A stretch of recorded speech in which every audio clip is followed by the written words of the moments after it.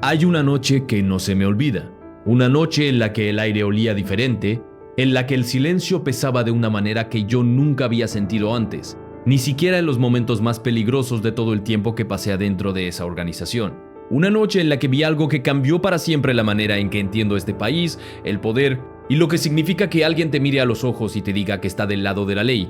Llevo años cargando esto solo, llevo años preguntándome si era el momento de decirlo.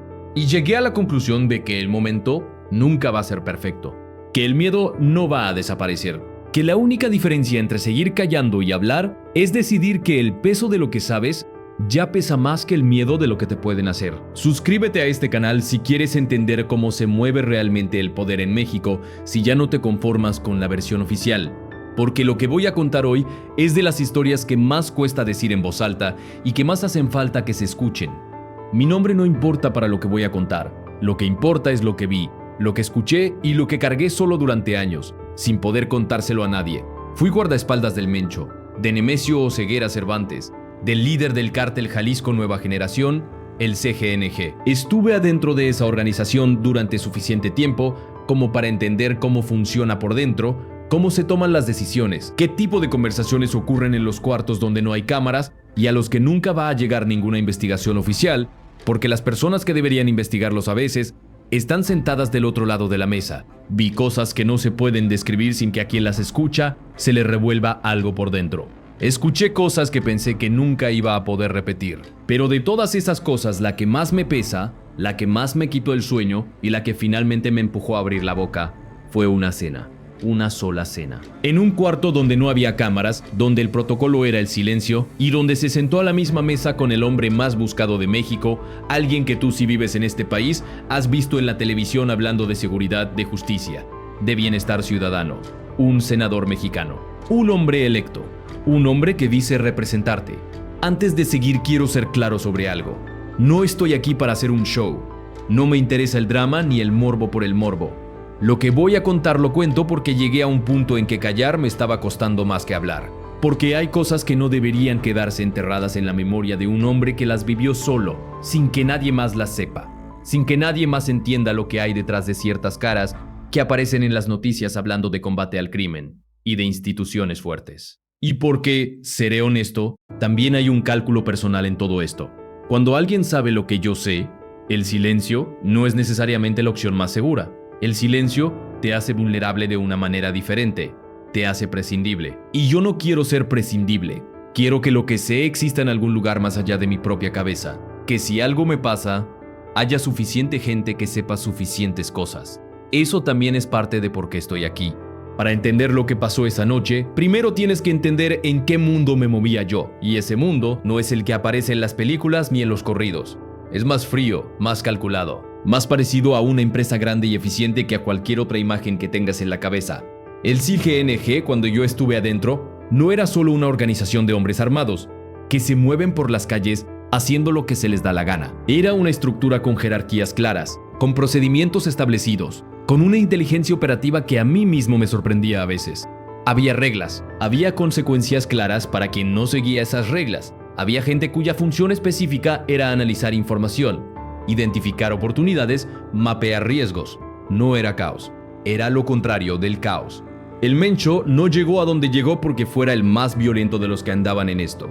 Llegó porque era el más inteligente, porque entendió algo que muchos capos antes que él no entendieron del todo, o no entendieron con suficiente claridad como para construir sobre esa idea de manera sistemática.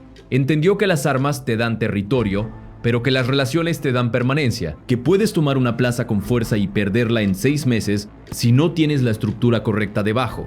Pero si tienes las relaciones correctas, si tienes a las personas correctas del lado correcto en las instituciones correctas, entonces puedes construir algo que dure, algo que sobreviva a operativos, algo que sobreviva a capturas, algo que sobreviva incluso cambios de gobierno, porque sus bases no están en los hombres sino en los acuerdos. Y esos acuerdos no se hacen con otros capos. Se hacen con personas que tienen poder formal, con personas que tienen cargos, con personas que firman papeles, que votan leyes, que deciden qué se investiga y qué no se investiga, qué operativo se ejecuta y cuál se pospone indefinidamente, con personas que pueden hacer que un nombre tarde en aparecer en una lista, que pueden hacer que un expediente no avance, que pueden hacer que una región del país sea más fácil o más difícil para cierto tipo de movimientos. Eso es lo que el Mencho buscaba y yo fui testigo de cómo lo conseguía. Yo entré a esa organización por un camino que muchos conocen aunque pocos reconocen. En voz alta, no fue una decisión que tomé de un día para otro. Fue un proceso. Fue una serie de circunstancias, de necesidades, de momentos en que las opciones disponibles eran pocas, y las que parecían más accesibles no eran precisamente las que cualquier padre de familia querría para su hijo. No voy a dar más detalles sobre cómo llegué ahí, porque eso no es lo que importa en esta historia. Lo que importa es lo que vi una vez que estuve adentro. Mi función específica era la de seguridad personal, guardaespaldas, en el lenguaje más simple, parte del grupo de personas cuyo trabajo era garantizar que el Mencho estuviera protegido, que sus movimientos fueran seguros, que los espacios donde se tomaban las decisiones importantes estuvieran bajo control. Es un trabajo que se aprende con el tiempo, que requiere un tipo de atención constante que acaba siendo casi físico, algo que se siente en el cuerpo antes de procesarse en la cabeza. Y es un trabajo que, como te dije antes, te enseña a ver y escuchar de una manera que la gente normal no desarrolla porque no tiene razón para desarrollarla. Yo la desarrollé. Y lo que aprendí a ver y escuchar fue lo que hizo que esa noche se grabara en mi memoria de la manera en que se grabó. ¿Alguna vez has sentido que en México hay dos países funcionando al mismo tiempo? Uno que aparece en los discursos, en las conferencias de prensa, en los informes de gobierno donde todo avanza, donde el crimen retrocede, donde las instituciones se fortalecen. Y otro que se mueve debajo, en silencio, donde las reglas son distintas, donde los acuerdos que no aparecen en ningún documento son los que realmente determinan lo que pasa. Yo viví en ese segundo país durante años, lo conozco desde adentro. Y lo que puedo decir con la certeza de quien estuvo ahí es que ese segundo país no es una metáfora, es real. Tiene personas concretas, tiene conversaciones concretas, tiene noches concretas como la que voy a contar. Y en unos minutos vas a entender por qué esta historia sigue incomodando a tanta gente en tantos niveles distintos.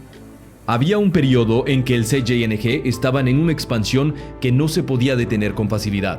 Se estaban tomando plazas que antes eran de otros.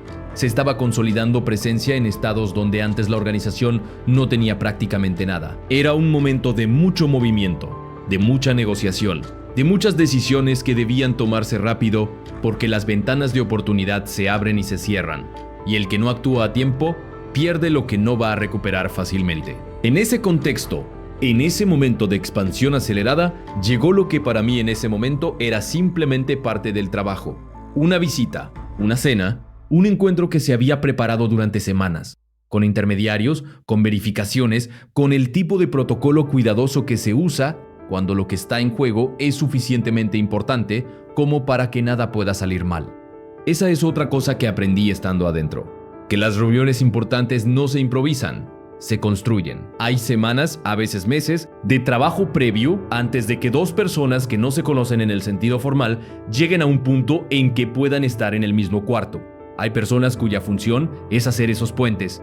Personas que en su vida pública no tienen nada que ver con nada de esto, que son abogados respetables, empresarios establecidos, personas con reputación y con imagen limpia, pero que en algún punto de su trayectoria encontraron una razón, un incentivo, una circunstancia que los convirtió en el puente entre dos mundos, que oficialmente no tienen nada que ver el uno con el otro. Yo vi a esas personas trabajar, vi cómo se construía ese proceso de acercamiento, esa cadena de intermediarios que eventualmente hacía posible que una reunión ocurriera, y lo que vi me enseñó mucho sobre la manera en que el poder real funciona en este país.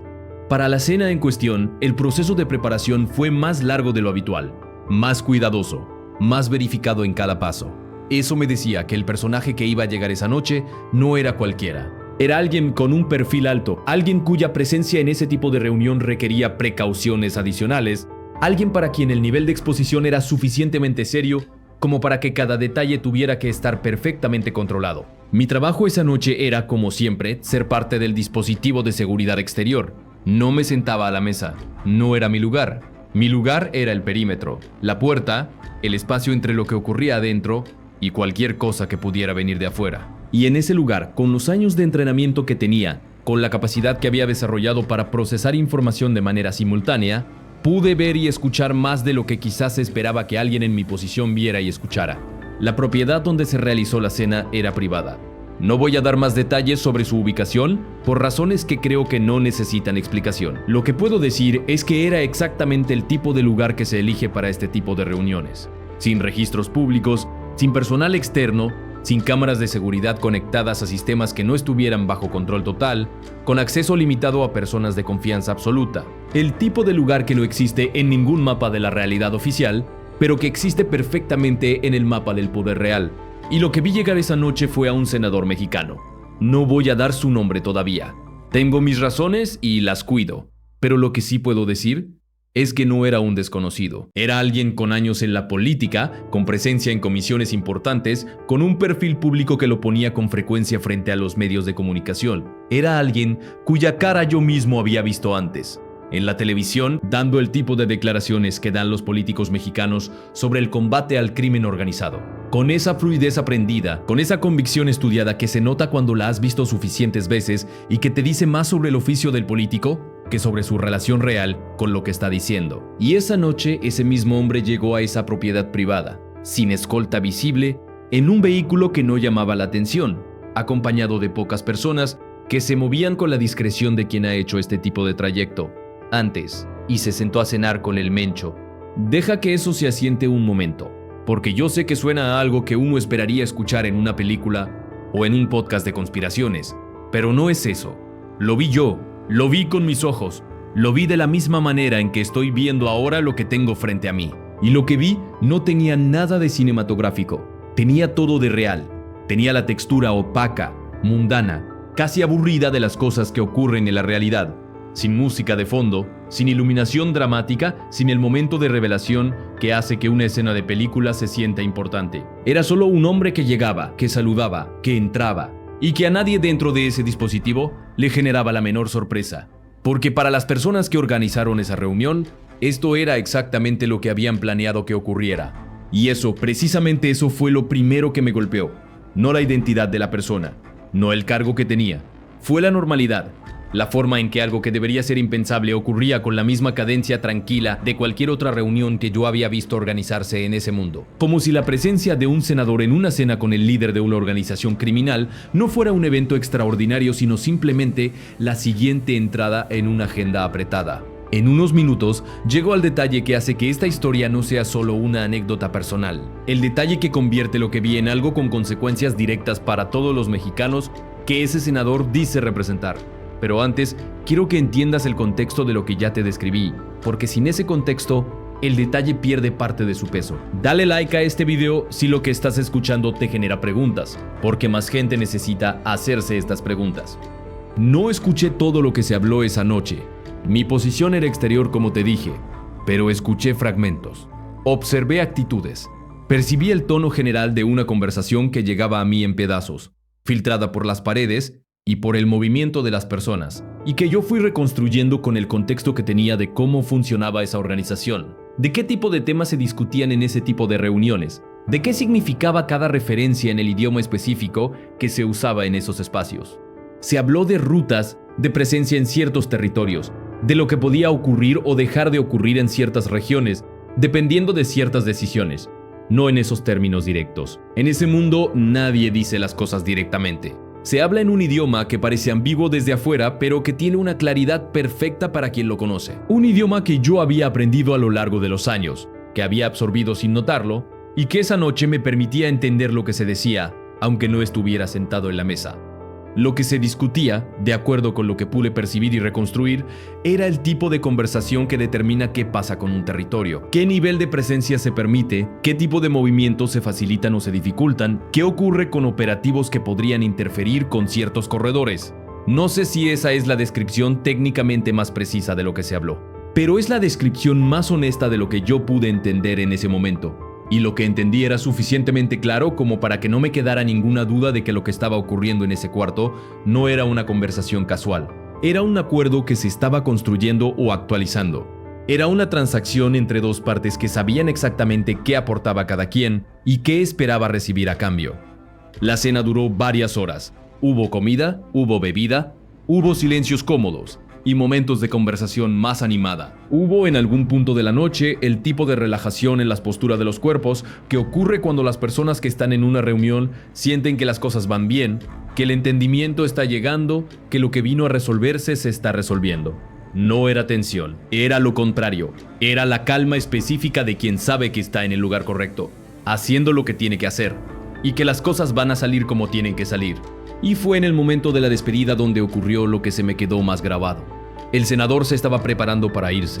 Intercambió unas palabras con el hombre que lo acompañaba, pocas palabras, en voz baja, pero yo estaba lo suficientemente cerca como para capturar el tono, aunque no todos los detalles. Y lo que escuché, lo que percibí en esas palabras de despedida, fue una referencia a la semana siguiente, a una sesión en el Senado, a un tema que se iba a votar. No escuché los detalles específicos. No puedo decirte de qué votación se trataba con precisión. Lo que sí puedo decirte es el tono de alguien que habla de una votación futura con la calma de quien ya sabe cuál va a ser el resultado. No la calma del que confía en su posición, en sus argumentos, en la solidez de su voto. La calma específica, diferente, de quien ya sabe lo que va a ocurrir, porque ya habló con quien tenía que hablar. La calma del que no tiene que esperar el resultado, porque ya conoce el resultado. Eso es lo que me dejó más frío de toda esa noche. Aquí es donde la historia da un giro que necesito que entiendas completamente. Porque lo que ese momento describía no era solo una cena comprometedora entre un político y un capo. Lo que ese momento describía eran consecuencias institucionales directas. La posibilidad de que una decisión tomada en el Senado de la República, una decisión tomada con el nombre del pueblo mexicano, estuviera condicionada por una conversación que ocurrió en un cuarto donde no había cámaras y que oficialmente nunca ocurrió. Y si eso pasaba con esa votación, ¿con cuántas otras había pasado? ¿Con cuántas otras iba a pasar? Esa es la pregunta que empezó a perseguirme después de esa noche. No de inmediato. En el momento, en mi posición, con mi función y con el contexto en que yo vivía, no había mucho espacio para ese tipo de reflexiones.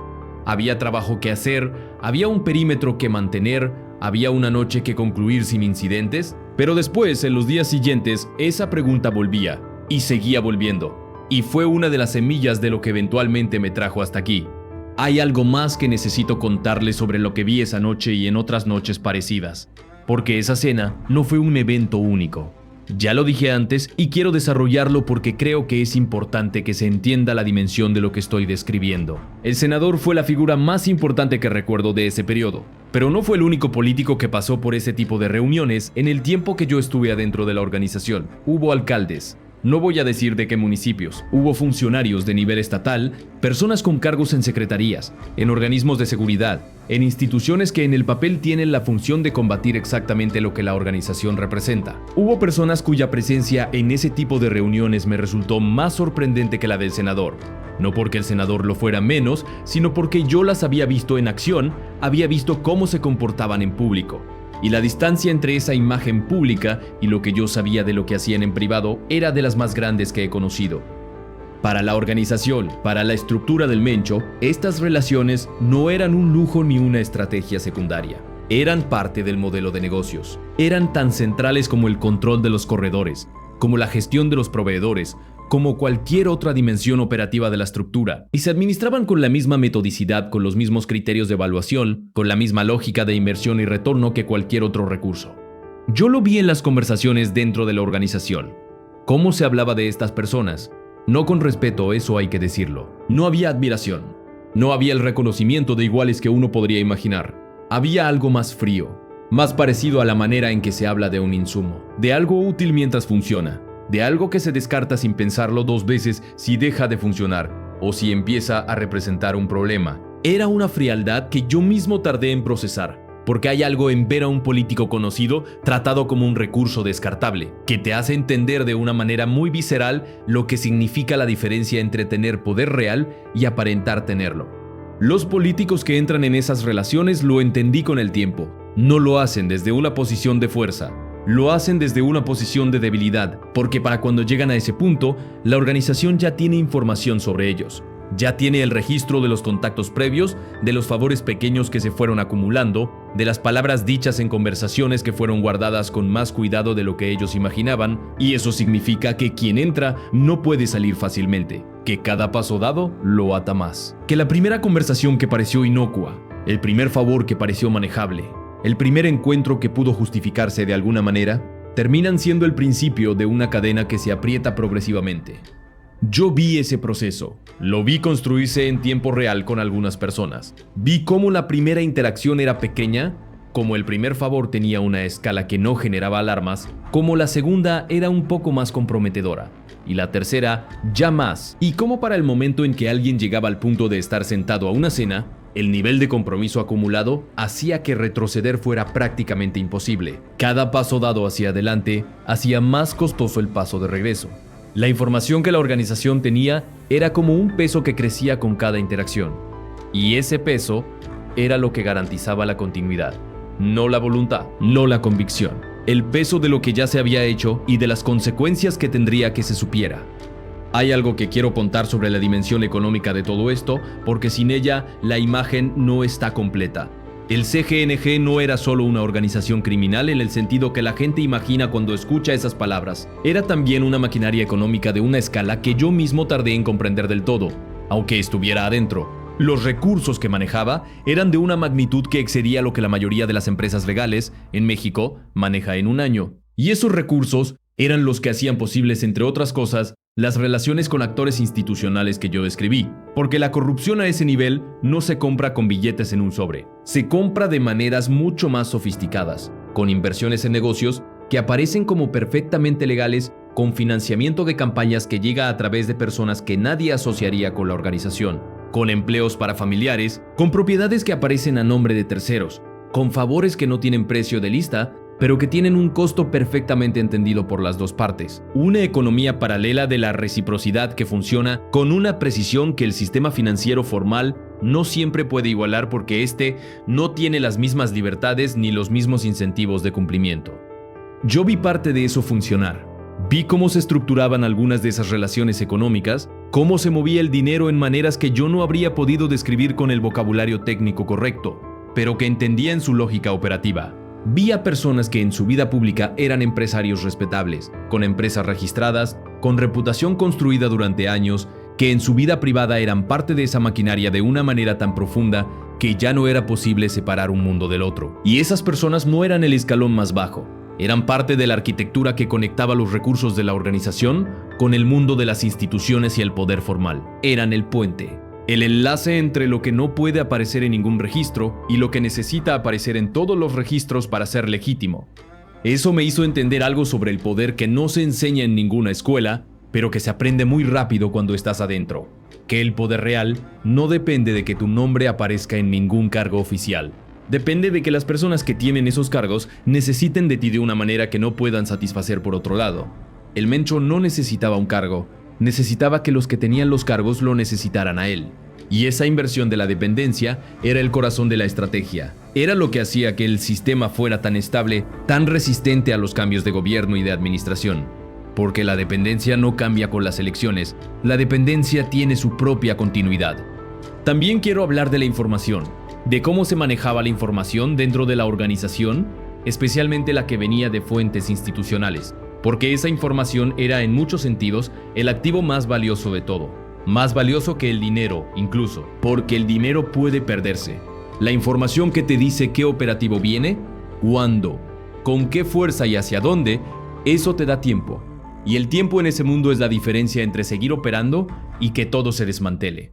Yo vi llegar esa información, no sé exactamente de dónde venía en todos los casos. Porque ese tipo de detalle no era algo que se compartía sin necesidad con personas en mi posición, pero podía inferir, podía observar los patrones, podía notar cuándo la información que llegaba sobre un operativo inminente era demasiado precisa para venir de fuentes de inteligencia propias de la organización, demasiado específica, demasiado temprana, el tipo de información que solo puede tener alguien que está dentro de la estructura que planifica el operativo. Y cuando yo pensaba en las personas que habían pasado por esos cuartos, en las conversaciones que había visto ocurrir, podía armar la cadena, cuántas veces esa información precisa llegó justo a tiempo para que algo se moviera, para que alguien no estuviera donde iba a estar cuando llegara quien venía a buscarlo. No tengo el número exacto, pero sé que no fue pocas veces y sé que cada una de esas veces tenía un nombre en algún lugar, un nombre en una institución. Un cargo que debería haber estado del otro lado, pero que estaba de maneras que nunca iban a aparecer en ningún registro. del mismo lado que la organización. Eso tiene consecuencias en la vida de personas concretas, en las comunidades que viven en los territorios donde opera la organización, en las familias que esperan que alguien que se fue a trabajar regrese a casa, en los jóvenes que crecen en esas regiones y que construyen su entendimiento del mundo viendo que hay unas reglas oficiales y unas reglas reales, y que las oficiales solo aplican a quien no tiene acceso a las reales. Eso no es abstracto, es muy concreto, y es el costo humano de lo que yo estoy describiendo, el que se paga en los territorios con las vidas de personas que no tienen ningún papel en las negociaciones que determinen lo que les pasa. Eso también es parte de lo que me pesa. No el peso abstracto de haber sido parte de algo que causó daño en general. El peso específico de saber que ciertas cosas que ocurrieron, cierta fluidez operativa que la organización tuvo en ciertos periodos, fue posible en parte por conversaciones que yo presenció y protegí. Eso lo cargo. Lo voy a cargar siempre. Y no hay una manera de hacerlo desaparecer que no sea reconocerlo y hacer con él lo único que todavía se puede hacer. Ponerlo donde sea visible, donde no se pueda enterrar fácilmente, donde la gente que lo lee o lo escucha pueda hacer con esa información lo que quiera, incluyendo las preguntas que el sistema preferiría que no se hicieran. Hay una cosa más que quiero contar antes de llegar a lo que pasó cuando intenté hacer algo con lo que sabía. Quiero hablar de los momentos dentro de la organización en que se discutían noticias públicas, en que llegaba información sobre algún operativo o alguna captura o alguna declaración de algún funcionario de seguridad y se comentaba en el círculo interno. Esos momentos me resultaban, incluso en ese periodo en que yo era parte de todo aquello, profundamente perturbadores de una manera que no siempre podía articular claramente. Lo que me perturbaba no era la información en sí, era el tono. El nivel de desprecio con que se hablaba de ciertas figuras públicas que en ese momento estaban dando declaraciones sobre el combate al crimen organizado, sobre el fortalecimiento de las instituciones, sobre los avances en materia de seguridad. Un desprecio que no era el del enemigo hacia quien lo combate. Era más específico que eso, era el desprecio del que sabe, del que tiene información que el otro no sabe que tiene, del que puede escuchar a alguien hablar de sus logros institucionales sabiendo exactamente qué hay detrás de esa imagen. ¿Qué conversaciones se han tenido? ¿Qué acuerdos existen? ¿Qué tan diferente es la realidad de la narrativa que esa persona está construyendo frente a las cámaras? Era la risa. A veces, aunque tampoco era siempre alegre. Era más una mezcla de humor y fastidio.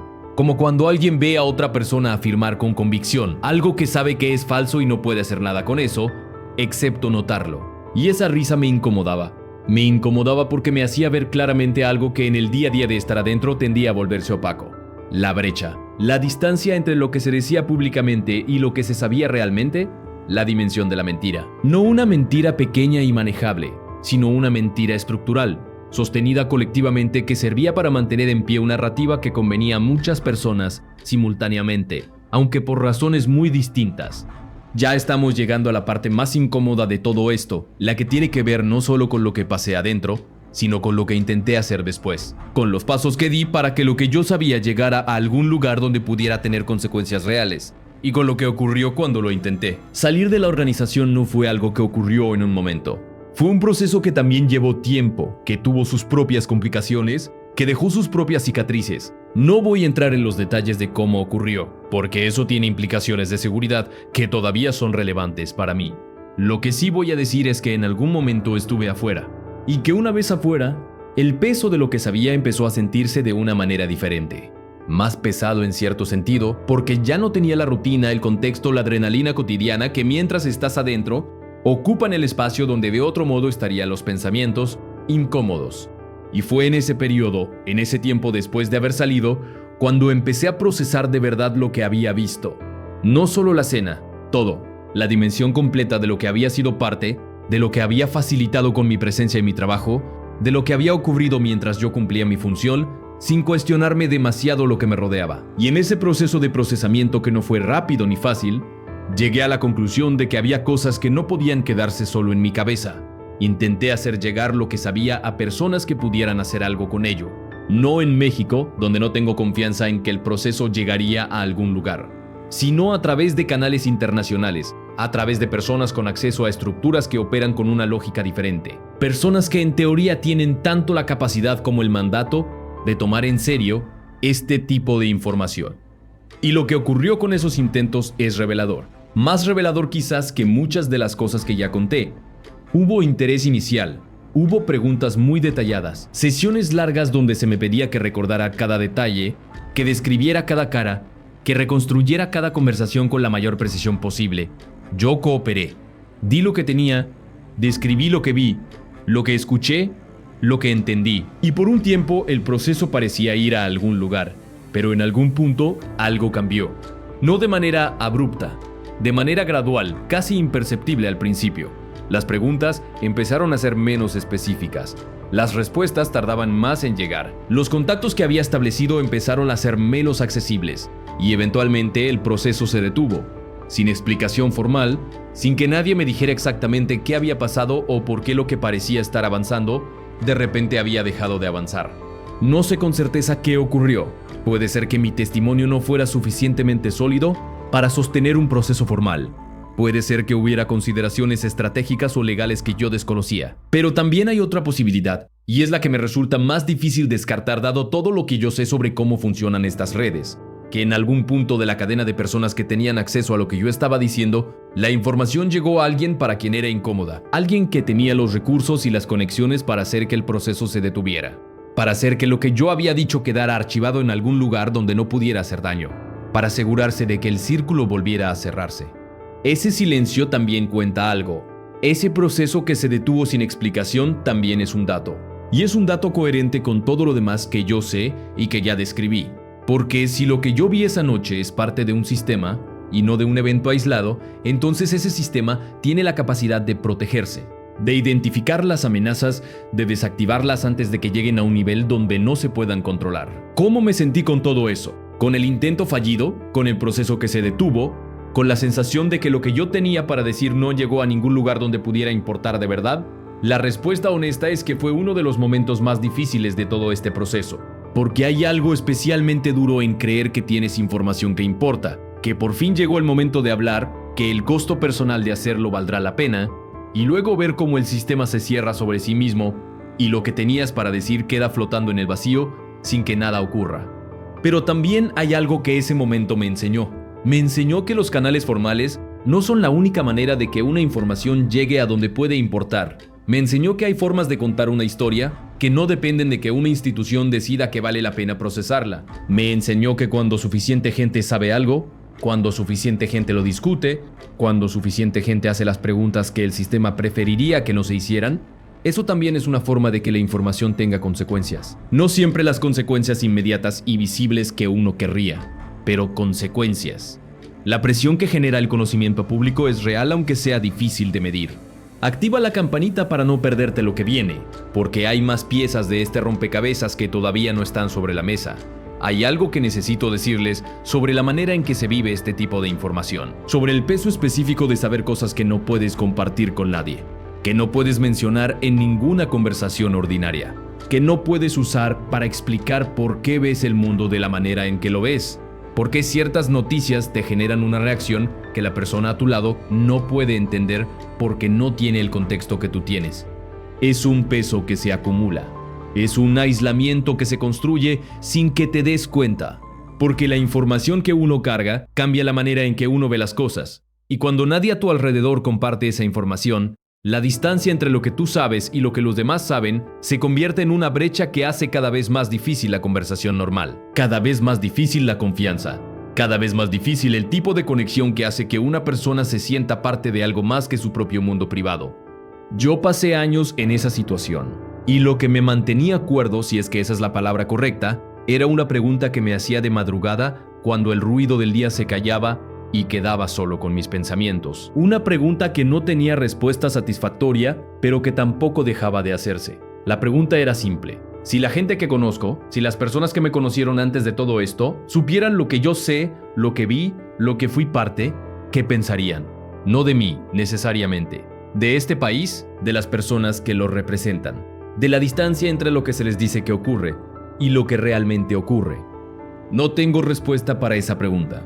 Pero el hecho de que siga haciéndomela, de que no se haya callado con los años, de que todavía duela en algún lugar específico, es lo que me dice que algo en mí nunca terminó de aceptar del todo lo que fui parte.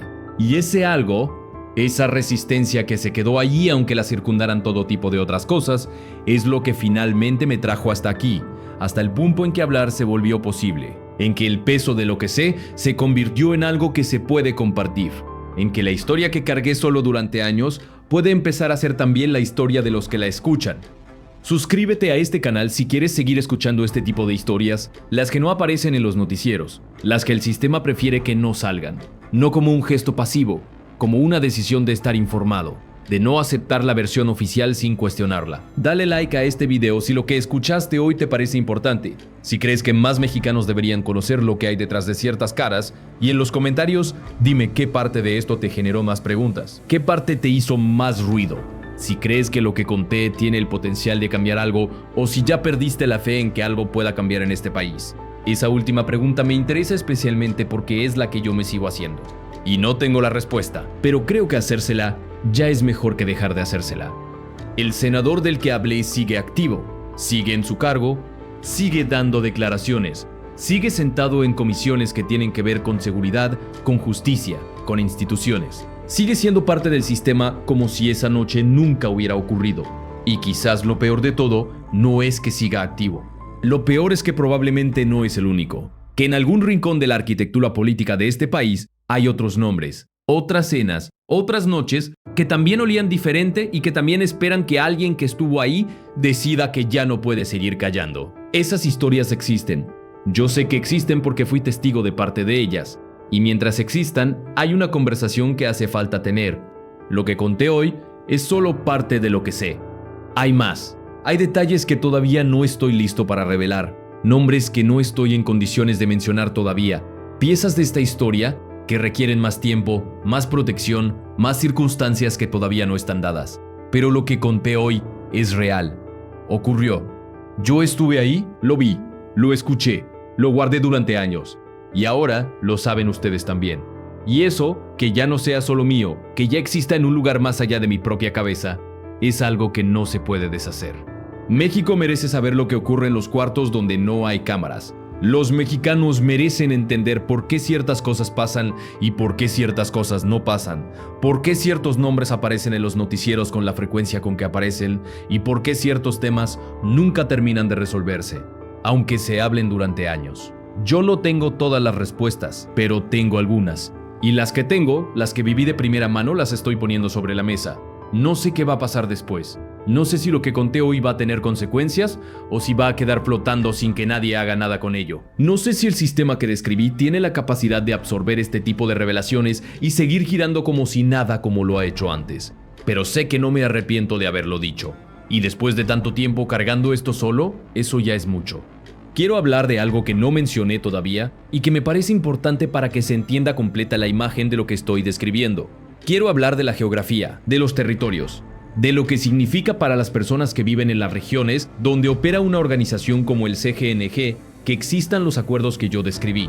Porque la tentación cuando se escuchan historias como esta es quedarse en el nivel de las figuras, del senador, del capo, de la cena, y perder de vista que detrás de todo eso hay comunidades enteras cuya realidad cotidiana es el resultado directo de conversaciones que ocurrieron en cuartos donde ellos nunca estuvieron y nunca estarán.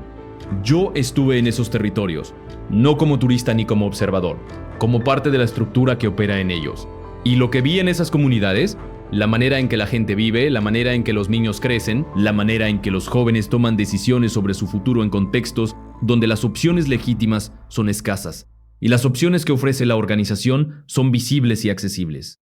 Eso también forma parte de lo que cargo. No de la misma manera que cargo la cena del senador, pero sí de una manera que no se puede separar completamente de ella.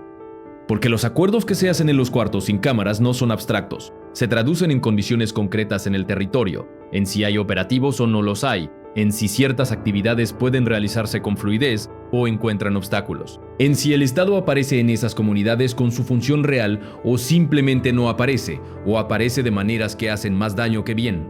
Cada conversación que ocurrió en los cuartos que yo cuidé tuvo consecuencias en el territorio, consecuencias que se midieron en la calidad de vida de personas que no tienen ningún nombre en este relato, pero que lo merecerían si esta historia pudiera contarse completa.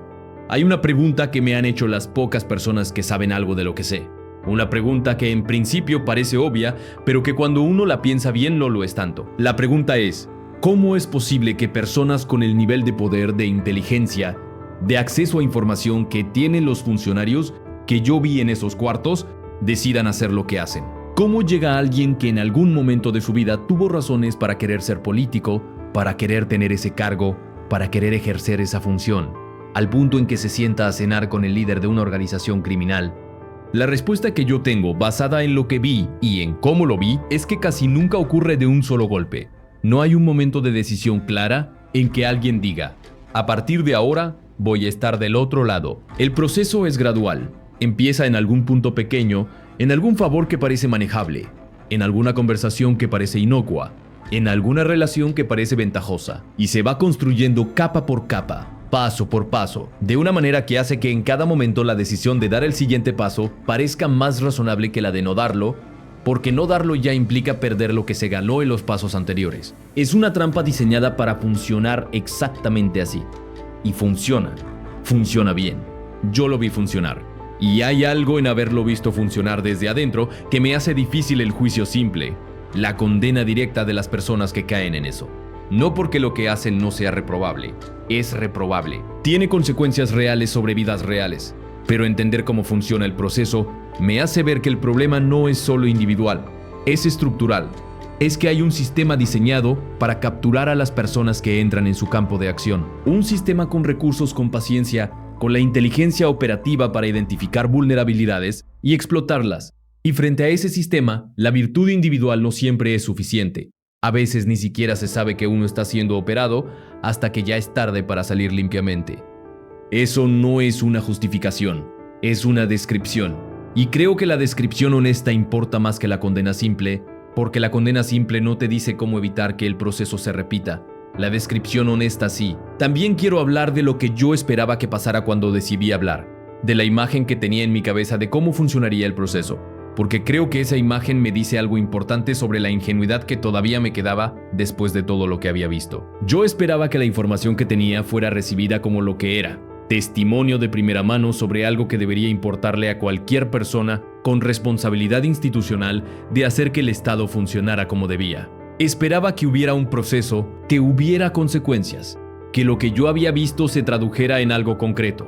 Esa expectativa me dice que a pesar de todo lo que había vivido, a pesar de todo lo que había visto sobre cómo funciona realmente el poder en México, todavía había en mí algo que confiaba en que los sistemas diseñados para procesar este tipo de información lo harían. Todavía había algo que pensaba que la excepción era la colusión y que la norma era la integridad. Y el proceso que viví me enseñó, con una claridad que no necesitaba más evidencia, pero que me llegó de todas formas, que esa proporción a veces está invertida. Que la excepción puede ser la integridad, que el sistema que debería procesar la información puede ser parte del mismo sistema que produce la información que intentas reportar.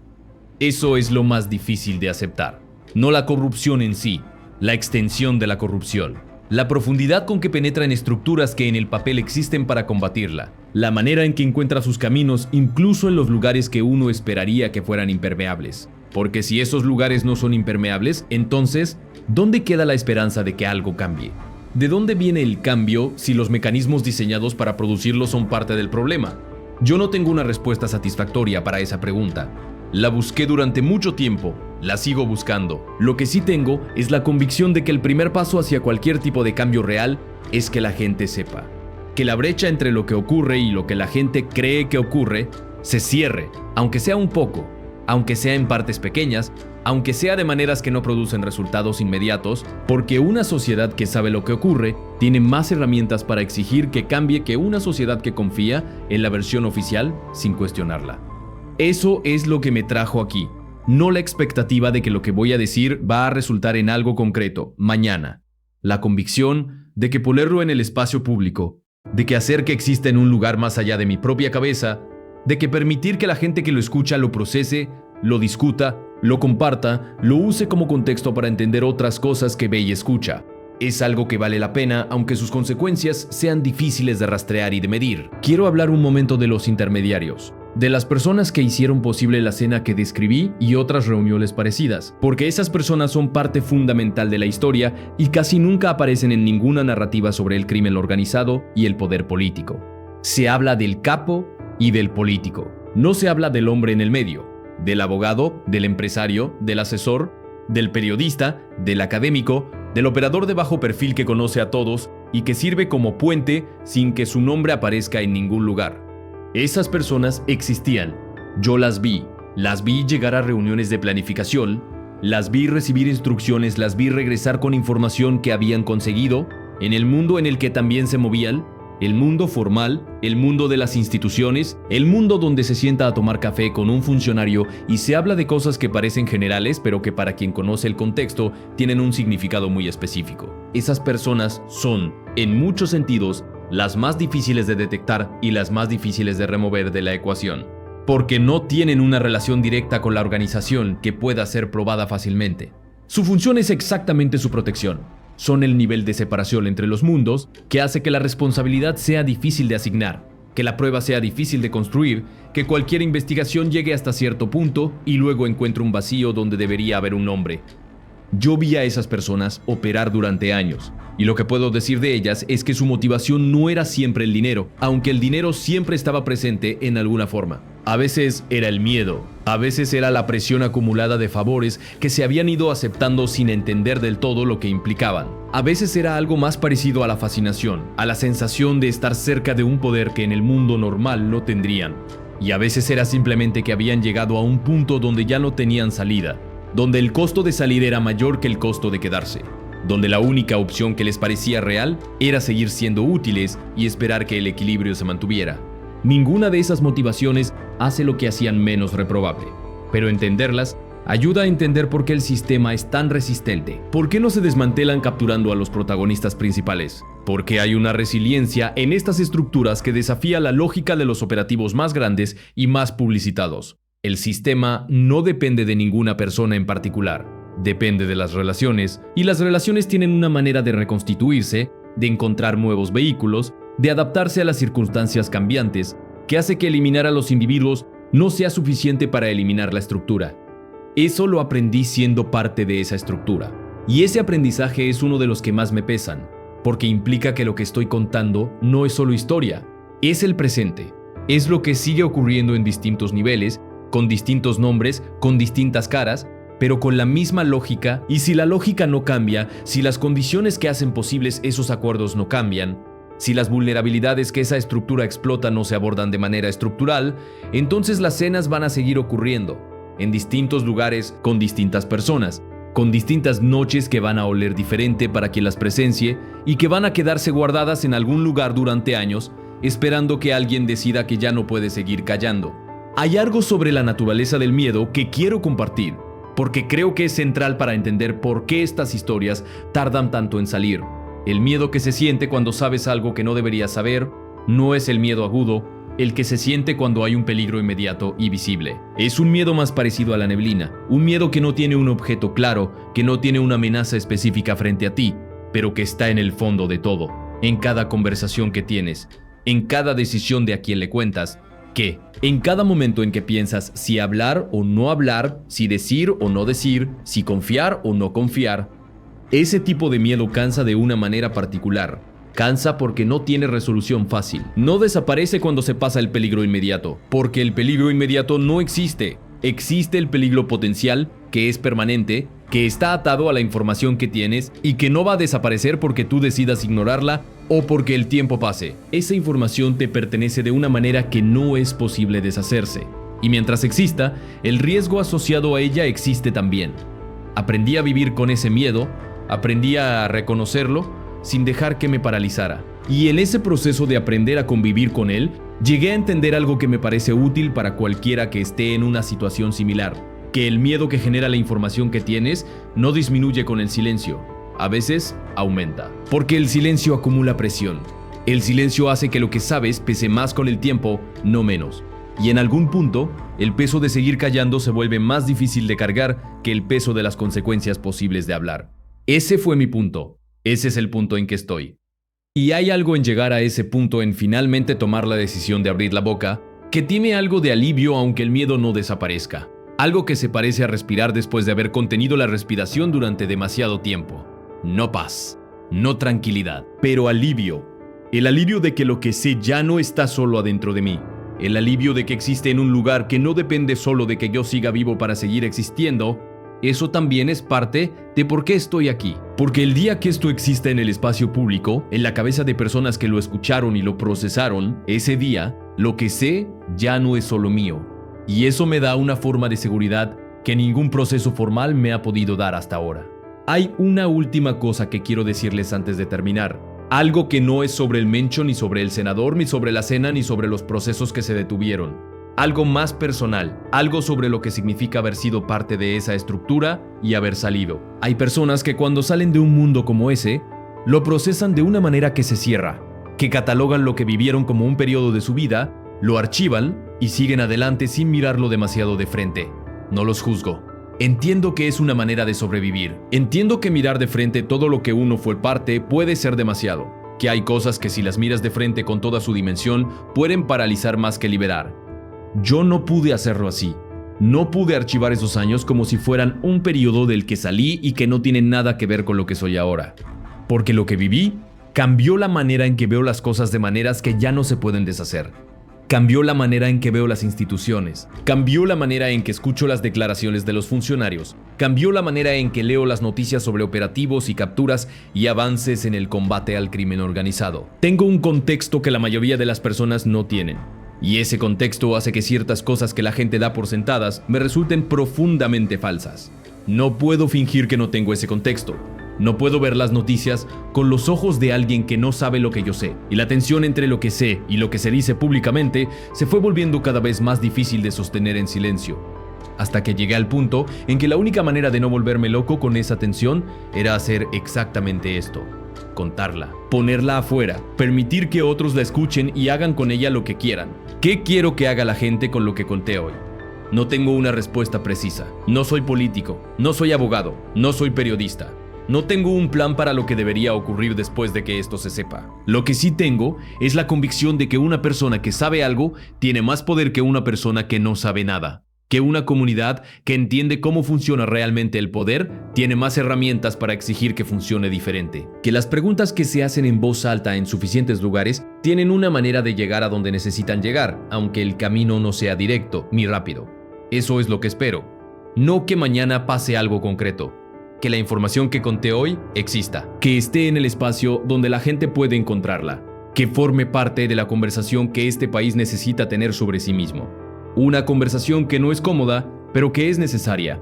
Una conversación sobre la distancia entre lo que México dice que es y lo que realmente es. Sobre la arquitectura del poder que existe debajo de la que aparecen los organigramas. Sobre las noches que huelen diferente y que generalmente nadie cuenta porque los que las presenciaron no pueden o no quieren hablar. Yo pude, quise y lo hice. Eso es todo lo que tengo para decir hoy.